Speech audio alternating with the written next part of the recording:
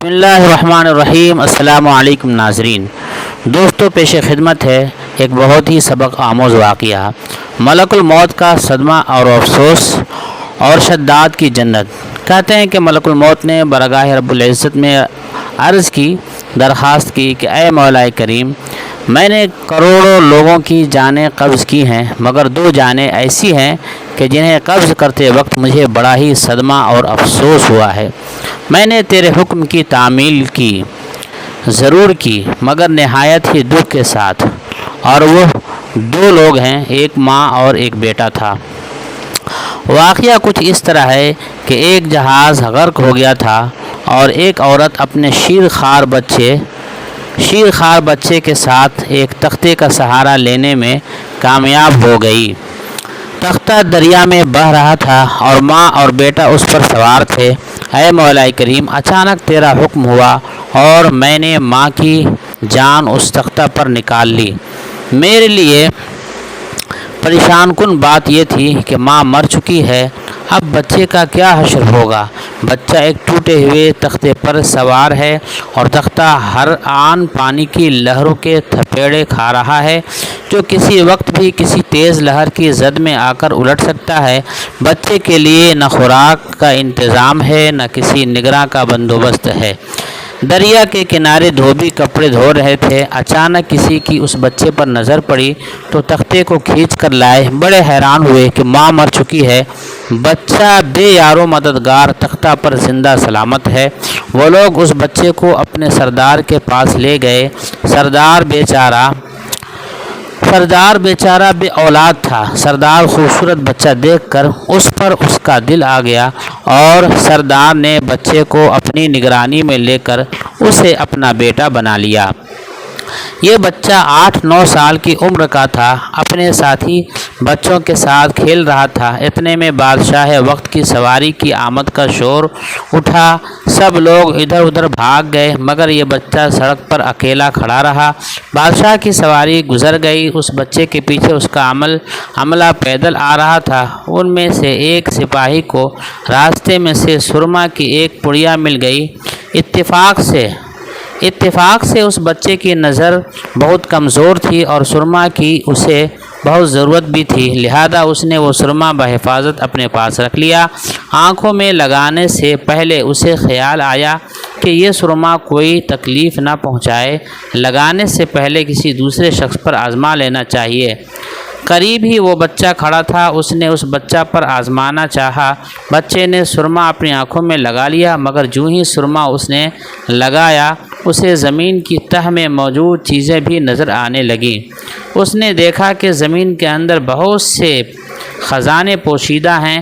بچہ ہوشیار تھا، اس نے چیخنا چلانا شروع کر دیا کہ سرما لگانے کی وجہ سے میری آنکھوں میں سخت تکلیف پیدا ہو گئی۔ وہ سرمے کی پڑیا گرا کر چلے گئے۔ بچہ سرما کی پڑیا اٹھا کر گھر پہنچا اور خوشی خوشی باپ کو سارا واقعہ سنایا۔ سردار بڑا خوش ہوا۔ باپ نے کہا کہ ہمارے پاس آدمی بھی ہیں اور گدھے بھی ہیں، تم سرما لگاؤ، ہم تمہارے ساتھ چلتے ہیں، جہاں کہیں خزانے پاؤ ہمیں بتاؤ، ہم نکال لیں گے۔ چنانچہ ایسا ہی ہوا۔ بچے کے بتانے پر وہ لوگ خزانے نکالنے لگے اور تھوڑے ہی عرصے میں امیر بن گئے۔ بچہ جوان ہوا تو اس نے پرزے نکالنے شروع کیے، ان کے پاس دولت کی فراوانی ہو گئی، زمین کے تمام خزانے اس کے نظروں میں تھے۔ اس نے آہستہ آہستہ بہت سے آدمی اپنے ساتھ ملا لیے۔ اس کے بعد تمام سرداروں کو ادھر ادھر کر دیا اور خود سردار بن گیا۔ آخر نوبت یہاں تک پہنچی کہ اس نے بادشاہ کے ساتھ بھی ٹکر لے لی، اسے مغلوب کر کے خود بادشاہ بن گیا۔ اس بچے کا نام شداد تھا اور یہ وہی بچہ تھا جس کی ماں تختے پر ہی مر گئی تھی، اور یہ اکیلا دریا کی لہروں کے ساتھ بہہ رہا تھا۔ کہتے ہیں کہ جب یہ برسر اقتدار آیا تو اس نے حکم دیا کہ ایسے کمال درجے کا شہر آباد کیا جائے جس کی 1 اینٹ سونے اور 1 اینٹ چاندی کی ہو، اس میں ایک عالیشان باغ ہو جس میں دنیا کی ہر چیز میسر ہو۔ جب وہ شہر ہر لحاظ سے مکمل ہو گیا تو شداد نے ارادہ کیا کہ جا کر اس شہر کا نظارہ کیا جائے۔ چنانچہ وہ شہر کو دیکھنے نکلا۔ ابھی وہ دروازے تک ہی پہنچا تھا کہ ملک الموت کو حکم ہوا اور اس نے وہیں اس کی روح قبض کر لی۔ اسے اتنا موقع بھی نہ دیا کہ اپنے مثالی باغ کو ایک نظر دیکھ سکتا۔